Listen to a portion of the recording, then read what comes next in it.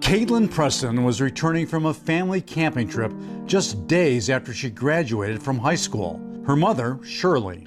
She loved to fish, she loved to camp, she loved animals, she loved life. She was my world, my life, she was everything. The 18-year-old was traveling on State Route 72 in Ohio near Cedarville. A truck driver hauling 43,000 pounds of steel was coming from the opposite direction. Two cameras were rolling inside the truck. One focused on the driver and showed he was talking on his headset. One hand was on the wheel. The second camera gave us the trucker's view through the front windshield. Suddenly, the truck driver began losing control. He drifted to the right on a stretch of road which has no shoulder or emergency stopping lane. In addition, there's a 3-foot drop-off starting at the edge of the road. He went off the road to the right, and then in the process of getting back on the road, he overcorrected and he hit Caitlin's vehicle right in her driver's side door. Caitlin was killed on impact. The truck driver walked away. The law firm for truck safety says the trucker should have continued to the right into the drop-off away from traffic. If he would have held the steering wheel tight, took his foot off the fuel, and let it coast down, it probably would never happen. But the trucker jerked the wheel to the left, crossed the highway, and smashed into Caitlin's Honda Civic. Attorney Andy Young. The front of his truck literally went into the driver's side door, into the driver's side compartment, basically destroying and blowing the car up. It was one of the most horrific crash scenes I've ever investigated and one of the saddest stories that I've ever had to deal with. Her promising young life was tragically cut short in the blink of an eye.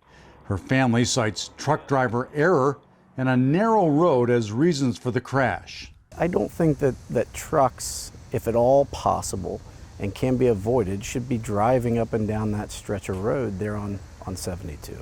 It's a very narrow road. There's no room, very little room for error.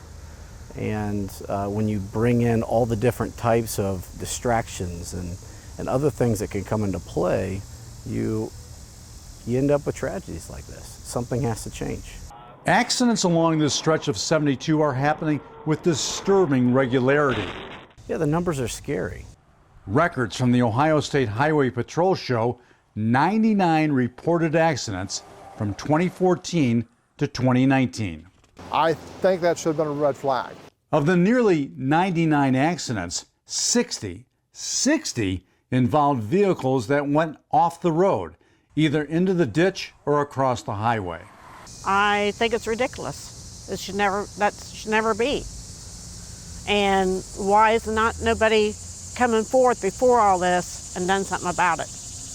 There's no excuse. None. A lot has happened since Caitlin's death. The company involved in the accident named part of their training after Caitlin. But that's only one trucking company and a fraction of the truck drivers using this dangerous stretch of road. It wasn't too long following Caitlin's death that rumble strips were added to State Route 72 to alert distracted drivers they're about to go off the road. But her family says the safety feature just isn't enough. For Caitlin, a competitive bowler, There you go. there's now an annual bowling tournament to help fund scholarships and to keep her memory alive. Her heart would be overwhelmed. That was one of her favorite things to do, was bowl. A tribute is posted in Caitlin's memory near the crash site, but the law firm for truck safety can't think of a more meaningful tribute than fixing the road that has an unusually high crash count. This road needs to be fixed in some form or fashion in the near to immediate future. To do this, the state would have to move the redesign and widening of the road up the priority list. Caitlin Preston's family says they can't afford not to. Innocent lives depend on it. This is Tom Meyer with the law firm for truck safety.